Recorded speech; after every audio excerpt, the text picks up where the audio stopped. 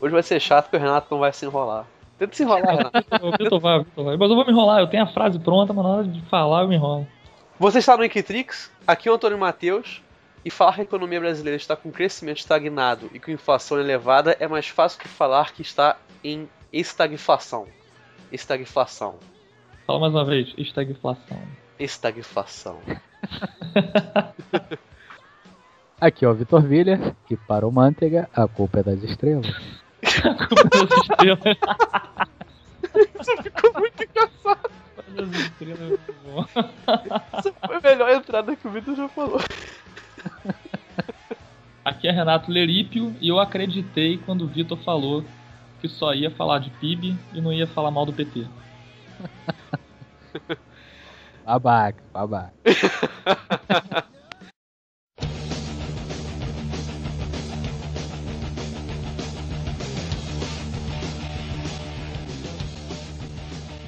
Então a gente está aqui hoje para falar sobre a estagflação da economia brasileira, tema que não é uma notícia sobre o que aconteceu semana passada, mas ao desenvolver do podcast, verão que tem muito a ver com tudo que está acontecendo na política, que é, obviamente, o centro de todas as notícias da semana passada, as eleições. Então, Vitor, explica aí, que a gente vai falar sobre a estagflação da economia brasileira, ou talvez até fosse melhor explicar o que é uma estagflação.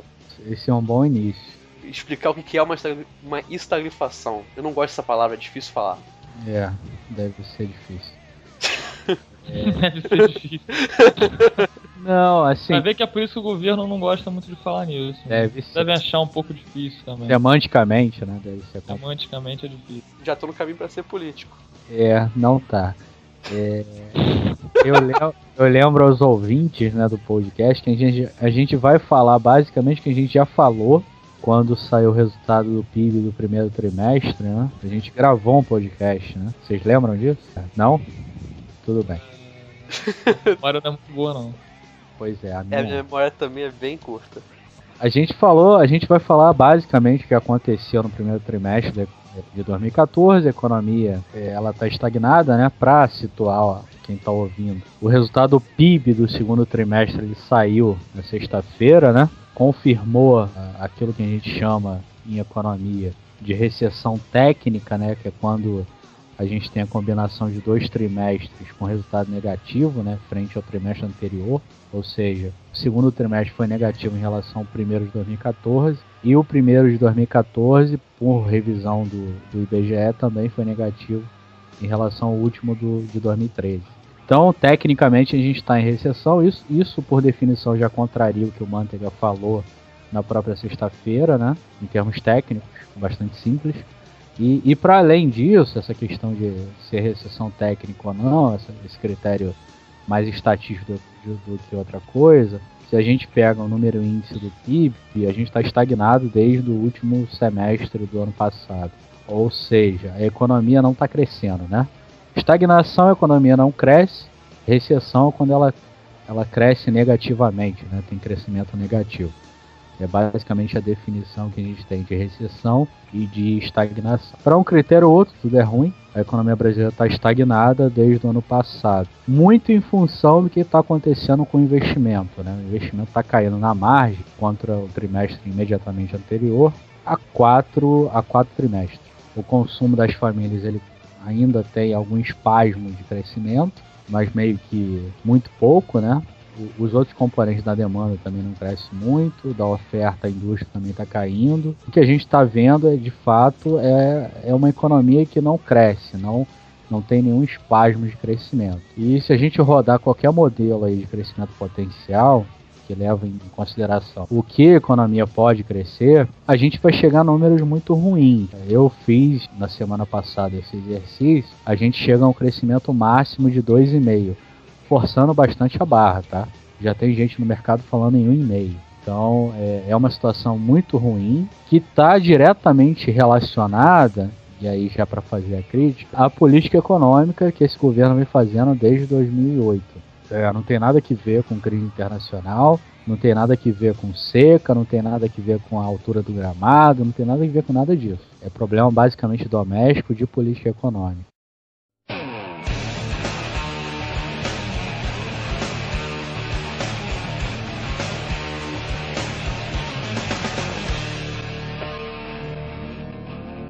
Oscar, então o Brasil está em estagnação desde o ano passado, e o que você acabou não falando é que estagflação, então, é uma estagnação do crescimento com inflação.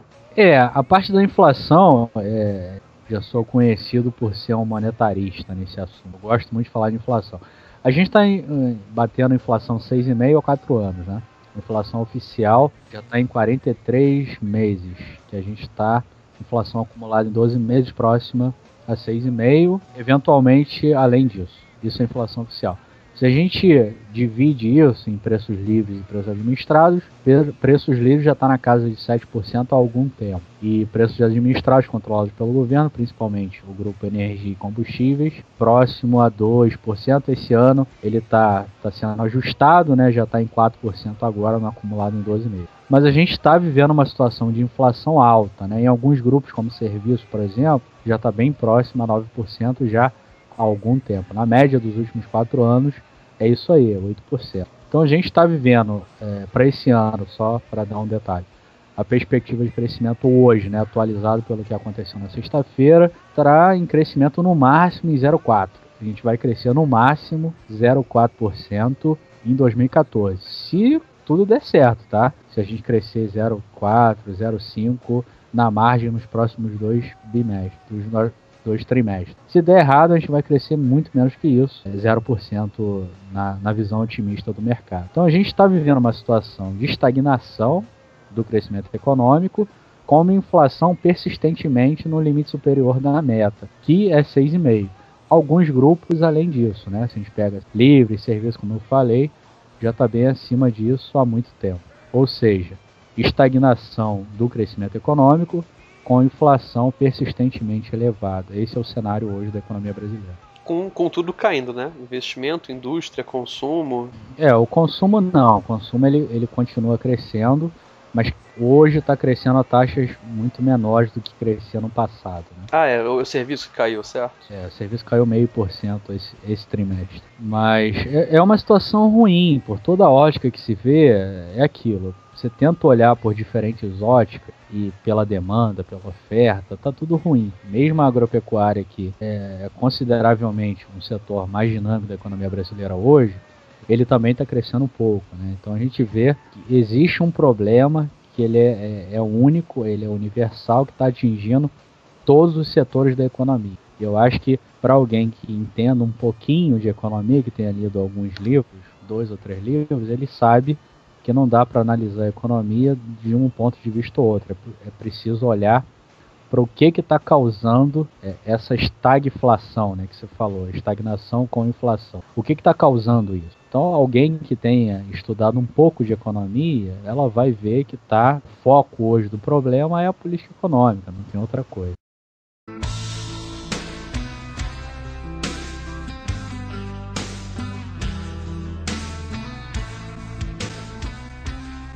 Sobre essa questão, acho que o Vitor foi muito bem, né? Deu um quadro geral pra gente aí. E o que eu queria comentar, acho talvez as notícias da semana, que não foram boas também, pro que eu vou falar aqui. Eu até queria ser um pouco mais otimista, mas infelizmente também não dá. Eu queria comentar um pouco sobre a política fiscal, né? No último dia 29, aí, o Banco Central divulgou as informações referentes aos resultados fiscais do governo, e a notícia é tão ruim quanto essa do PIB que o Vitor acabou de mostrar pra gente, né? Só pra gente ter uma ideia aí, o setor público consolidado, né, que junta aí governo federal, governos estaduais, empresas estatais e previdência, registrou um déficit primário.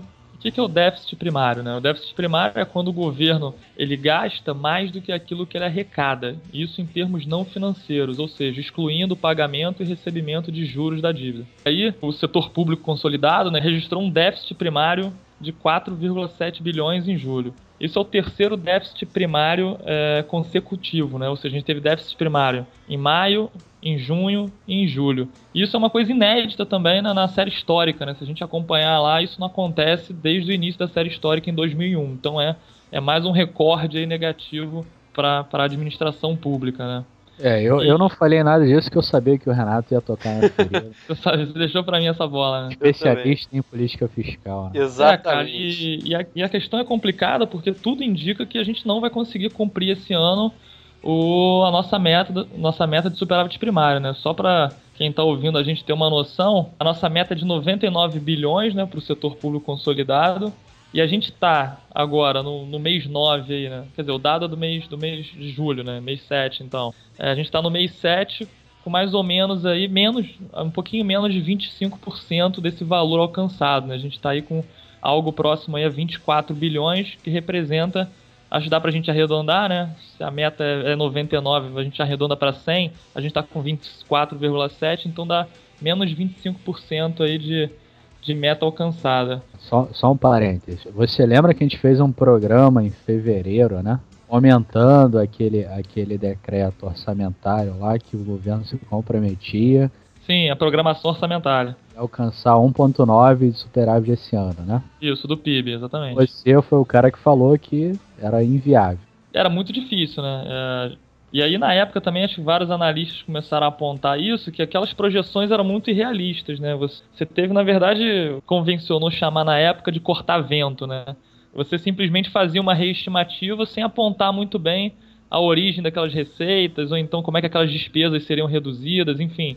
Eram coisas que eram lançamentos contábeis ali, mas que não tinha uma contrapartida crível, né? Não tinha nenhuma coisa meio que garantindo aquilo ali. E aí, isso é até interessante, porque agora em setembro vai sair na verdade, uma atualização daquela programação orçamentária, né? Que eles chamam de reprogramação orçamentária.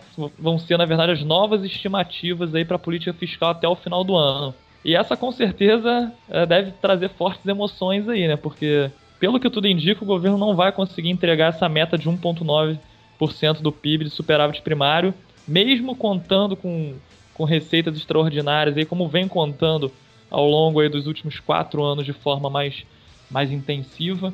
Mas mesmo contando com essas receitas extras, é muito difícil conseguir fechar as contas esse ano e entregar aquilo que foi prometido, né?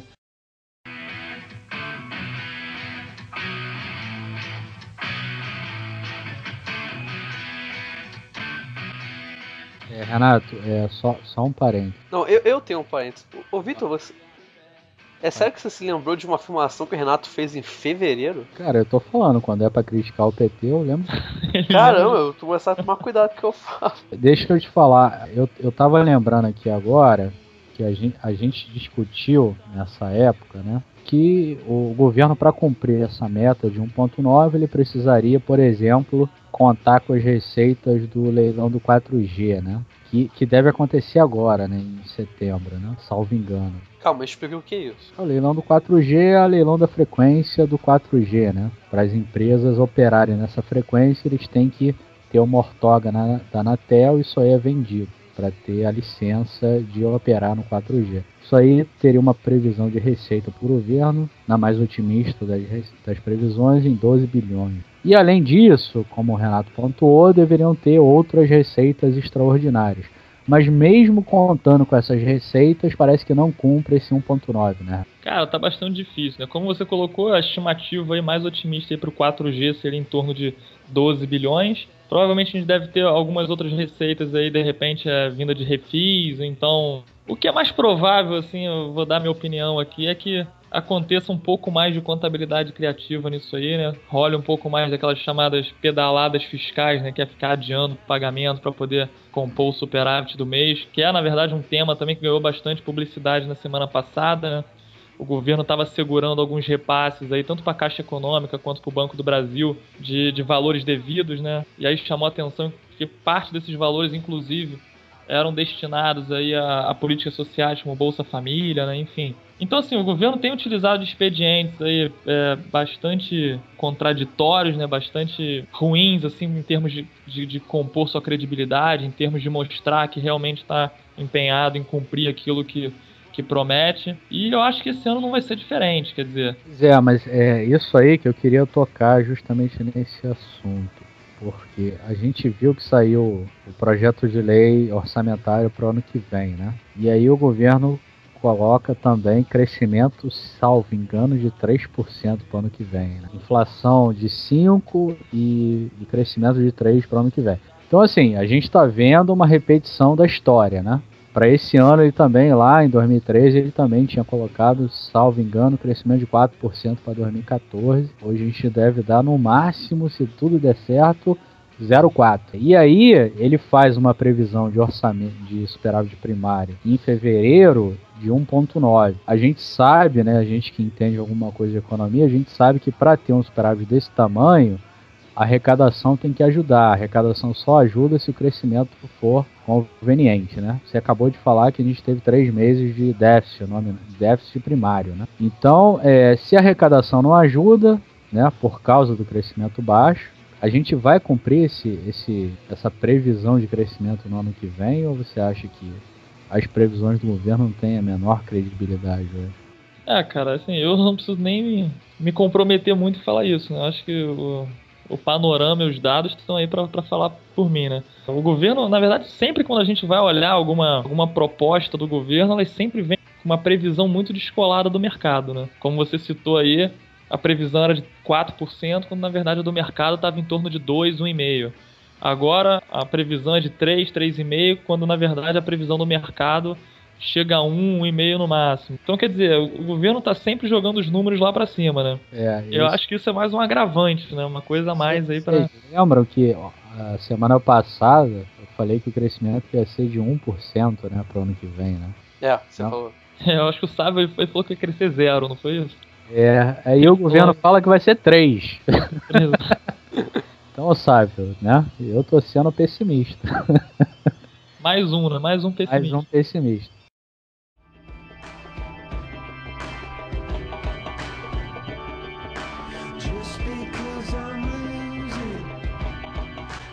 Pois é, por que vocês afirmam que essa estagnação na economia brasileira não tem a ver com o exterior, não tem a ver com a crise que está acontecendo no exterior? Uma boa pergunta. Não é uma boa pergunta? Bem oportuna, bem oportuna. Às vezes dá certo, às vezes o graduando dá certo. Eu vou acessar meu site aqui, né, que eu preparei um gráfico bonito. Aproveita e faz o jabá do seu site aí, viu? Não, eu fiz um gráfico bonito. Que eu tenho sofrido muitas intervenções de petistas aí. E aí os petistas estão fazendo perguntas interessantes a mim. Confesso que são interessantes para não dizer idiota. Aí eu preparei um gráfico, preparei um post lá sobre isso. Que o Manteiga falou na sexta-feira que o Brasil estaria crescendo menos, né? Por conta da crise internacional. Certo. E aí eu queria perguntar para o Manteiga e para quem apoia esse governo. Que crise é essa, né? Os Estados Unidos estão crescendo anualizado em torno de 4%. Países de renda per capita próxima à brasileira estão crescendo acima de 4%, que é o que eu mostro nesse gráfico lá no meu site. A economia brasileira, se tudo der certo esse ano, vai crescer na média dos 4 anos próximos a 1,7%. Ou seja, metade do que o mundo normalizado para renda per capita, né? Renda per capita parecida com a brasileira, a gente está crescendo metade do que esses outros países estão crescendo. E eu pergunto pro Manteiga e para quem defende esse governo, que crise é essa, né? Porque o mundo está crescendo o dobro que a gente. Eu realmente não consegui entender o que o ministro falou dessa vez. Sei lá, não tem outros países a considerar que talvez também estejam em estagnação? Não sei, tô chutando. Tem um grande país aí que está em estagnação.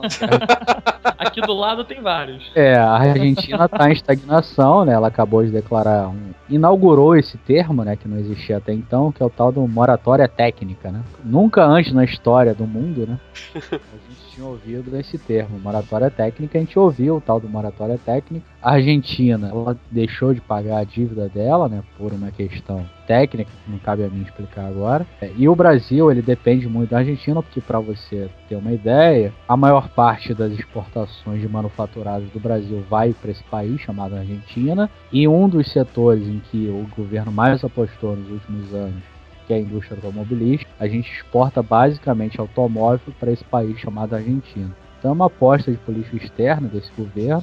A gente apostou na Argentina, a gente se deu mal basicamente, porque a Argentina quebrou por causa dessa moratória técnica, por ter uma inflação de 30%. Para quem acha que a inflação é um negócio importante, eles têm uma inflação de 30% ao ano.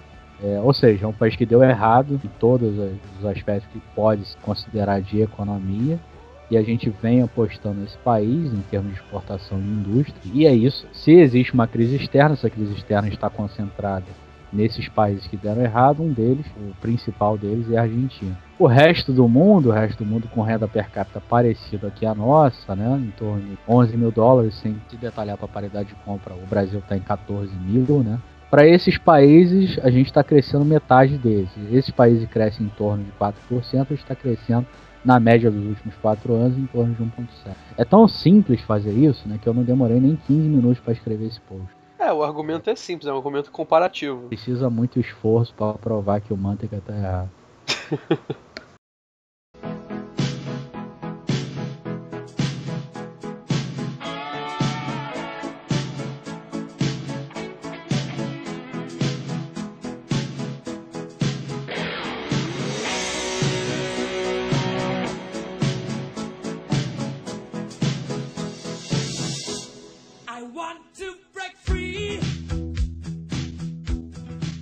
Eu acho que o cenário aí que a gente vem traçando, acho que está bastante claro, né? A economia está numa trajetória aí que não é boa, né? O crescimento declina cada vez mais, as contas fiscais estão ladeira abaixo também. Eu acho que a única variável que falta aí a remeter é o desemprego, né? Uma das variáveis que ainda se mostram bastante robustas aí, apesar desse cenário frágil que a gente acabou de pintar aqui. Não tem nada robusto no mercado de trabalho. Não, robusto a taxa de desemprego, né? Medida lá pela PME, aquela coisa toda. Taxa de desemprego a gente não sabe há 3 meses. Não sabe, mas a última que a gente tinha lá, pelo menos vinha numa trajetória baixa, de estabilidade, mas num patamar baixo ainda. Inclusive é considerado aí um dos trunfos eleitorais do governo, essa coisa do desemprego tá baixo. Mas, abrindo um parênteses no que você falou então, realmente, os sinais não são bons, né? Se a gente pegar um maior detalhamento aí do mercado de trabalho, a gente sabe que as coisas não estão indo muito bem assim, que a geração de empregos já está cadente, já não é de hoje, já faz algum tempo, e que, bom, uma hora provavelmente essa taxa vai reverter, porque não tem como manter por muito tempo, né? A economia crescendo pouco, como a gente viu, gerando pouco emprego, a gente manter uma taxa de desemprego como essa que a gente vem observando nos últimos tempos. Eu tenho estudado mercado de trabalho há mais ou menos 1 ano, né? Estudado relativamente bem. Se a gente considerar a PME, né, que é a Pesquisa Nacional do Emprego do IBGE, que gera essa taxa de emprego baixa aí que o Renato comentou, de 5%, que a gente não sabe se está correta há 3 meses, porque o IBGE estava em greve, a população ocupada ela está crescendo em torno de 0, para não falar negativo, basicamente já tem 8 meses. Vou repetir, a população ocupada, ou seja, a geração de vagas, ela está crescendo de forma ou estável ou negativa há 8 meses, até onde a gente sabia. E se a gente considera outra pesquisa, que é o Cadastro Geral de Empregados e Empregadas do Ministério do Trabalho, que é uma pesquisa de fluxo, que avalia quem é contratado e quem é desempregado todo mês, o CAGED ele já vem desde o ano passado, né? Ele já vem reduzindo a geração líquida de vagas, né? Quando você confronta empregado e desempregado, desde o ano passado. Ele teve uma leve recuperação nesse início do ano, mas essa leve recuperação não se confirmou.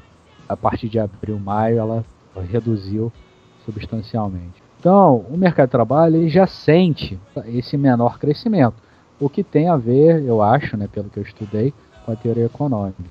Se a gente olha naquela PNAD contínua, que é outra pesquisa também de mercado de trabalho, existem algumas regiões que são mais dinâmicas, né? A gente pega a região do interior, tem alguma coisa ali que ainda está dinâmica, ainda está dando algum passo. O fato concreto é que se a economia está crescendo pouco, ou não está crescendo, que é a situação hoje, isso em algum momento vai degringolar em menor taxa de crescimento do emprego. Uma situação sui generis que a gente está vendo hoje, que está impedindo esse aumento de desemprego no Brasil, é que a procura por emprego está reduzida, seja por fatores demográficos, que a gente viu uma redução muito forte. A oferta de trabalho ela crescia 2% até 2008, hoje ela está crescendo em torno de 1% ao ano. E além disso, você tem vários programas sociais ou de educação do governo federal, ProUni, FIES, Pronatec, etc., que estão limitando a procura por emprego. Então isso contribui, logicamente, para uma menor taxa de desemprego. Então, assim, não é que a economia esteja gerando mais emprego, que eu acho que é salutar em qualquer economia, é mais porque as pessoas não estão procurando emprego, é por isso que a taxa de desemprego está baixa.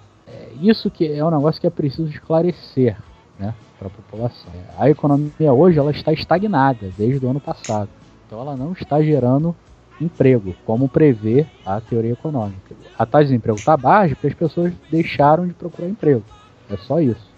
Perfeito, você falou o que eu ia falar, só que muito mais detalhadamente. E o que o Renato comentou foi a questão de que isso é uma questão temporária. Isso não vai se manter por muito tempo. A minha questão era tão somente o seguinte, bom, em algum momento, se a gente continuar nessa trajetória, até mesmo essas medidas, vamos dizer assim, mais conservadoras, tendem a mostrar uma certa deterioração, né? A não ser, lógico, que se intensifique esse movimento de redução na oferta de mão de obra. Mas se continuar nessa proporção que a gente vem observando, é provável que uma hora essa taxa de desemprego, até mesmo essa da PME, comece a subir um pouco. Aí o que acontece? Se daqui a alguns anos o desemprego aumentar subitamente, a inflação continuar alta, o que rola?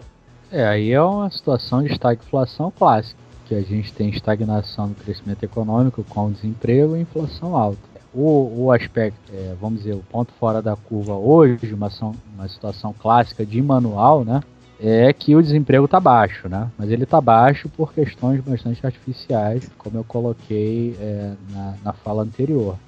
Mas o fato concreto é que a economia está estagnada, a gente não está crescendo desde o ano passado.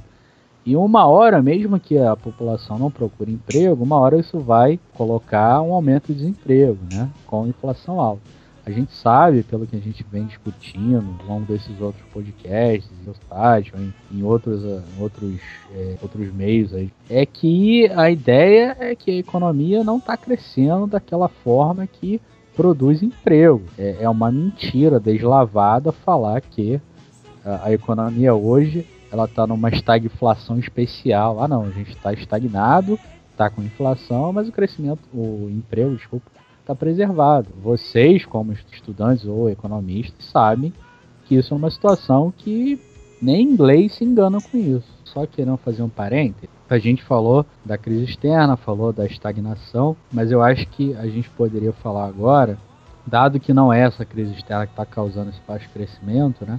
O que seria? O que seria, exatamente. Fecha parênteses. Fecha parênteses. Hoje o Vitor tá cheio de parênteses.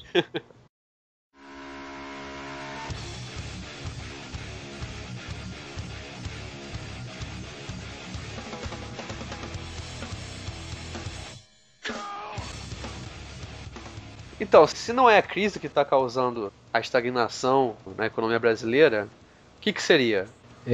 Eu tenho sido acusado de ser parcial, né?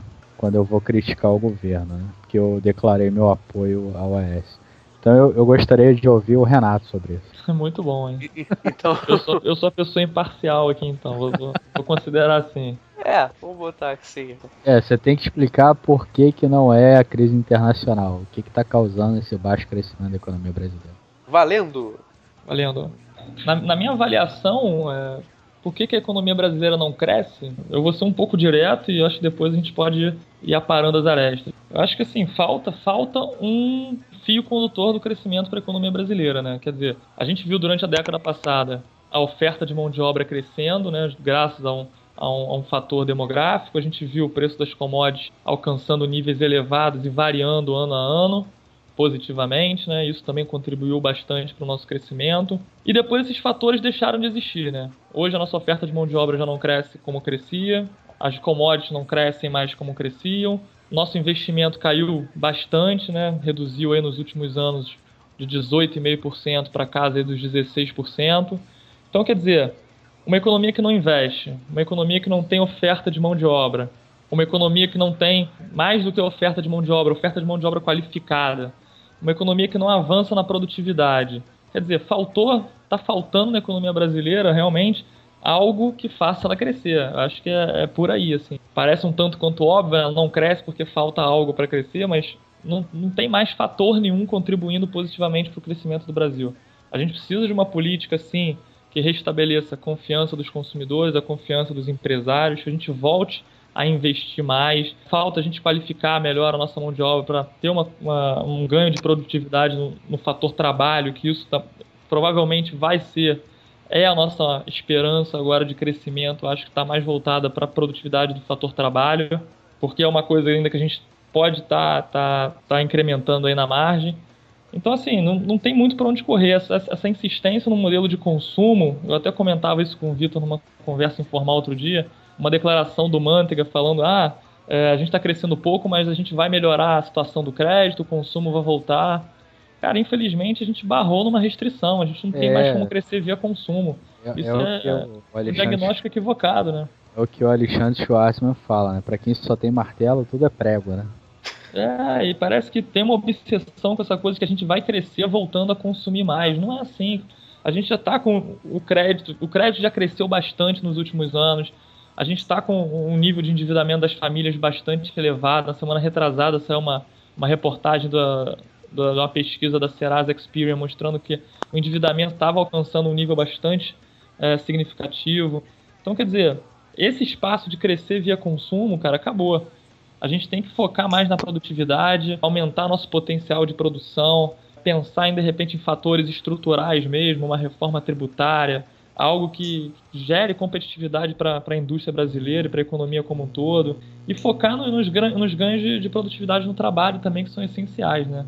A gente não aproveitou aquele boom demográfico que a gente teve na última década para educar a nossa mão de obra, qualificar a nossa mão de obra, e a gente está pagando por isso agora, né? Acho que está faltando um pouco disso pra gente. Eu fico feliz de ouvir essas coisas. Fico feliz. Fica feliz.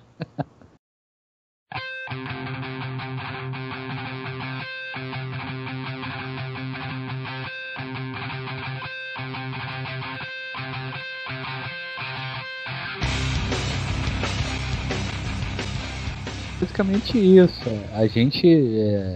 Basicamente a gente acreditou num modelo de política econômica equivocado, né? A gente achou que se o PIB da economia está abaixo daquele que é considerado potencial, a gente pode fazer política expansionista, que isso vai gerar algum resultado milagroso, né? Que é o tal da teoria keynesiana. Se você incentiva investimento num primeiro momento, né, num primeiro período, isso vai gerar o crescimento da oferta, e a inflação e o déficit em conta corrente são apenas condições passageiras, né, porque o crescimento vem de fato pelo aumento do investimento. A gente acreditou nisso, né, lá em 2008, né, fazendo política anticíclica, né, dada a quebra do Lehman, né. Isso gerou um crescimento muito acima do potencial em 2010, que chegou, salvo engano, no terceiro trimestre de 2010 em 7,6% de crescimento, em termos analisados, que é acima de qualquer medida de crescimento potencial da economia brasileira. Isso aí acho que não tem muita discussão. E a partir de então, né, dados esses incentivos de política econômica, ou seja, incentivos à demanda, né, a oferta ela não reagiu, não conseguiu reagir, porque, como o Renato bem falou, existem entraves estruturais ao crescimento da oferta, notadamente de infraestrutura, de qualificação da mão de obra, de aumento de produtividade, né?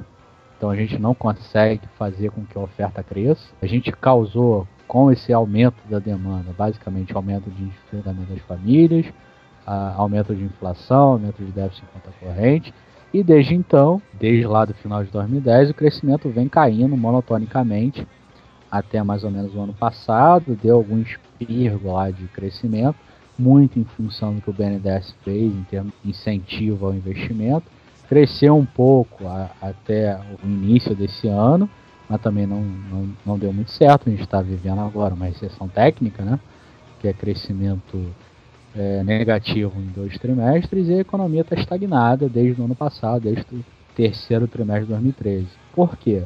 Porque esse modelo que só incentiva a demanda, ele não chega ao cerne, né, do que causa crescimento, que são 3 coisas básicas, né? É você investir, é você aumentar a qualificação da mão de obra e você aumentar a produtividade da economia, né? Você querer fazer política econômica expansionista só vai causar esses problemas que eu acabei de falar, não vai causar nenhum impacto real sobre a economia. É uma teoria ultrapassada, ficou lá na década de 50 e 60, que foi comprovadamente, né, empiricamente, ultrapassada pela teoria hoje, que é considerada mainstream, e que os keynesianos e os nacionais desenvolvimentistas não conseguem entender.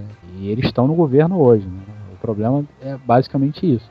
É não entender que a teoria econômica ela avançou. E avançou como? Colhendo evidências empíricas de que isso aí que eles propõem não dá certo. Não deu certo no Brasil, não dá certo no mundo todo, e eles continuam acreditando nisso. Infelizmente para o Brasil. Vou encerrar só dizendo que eu gostaria muito de saber como é estudar a economia do Brasil sem estar essa merda. Desde que eu comecei a estudar economia, eu só escuto isso. Talvez em outro plano, né? Em outro universo. Não, vamos ter fé, quando, sei lá, daqui a alguns anos, né? Cara, cada vez eu tenho menos fé.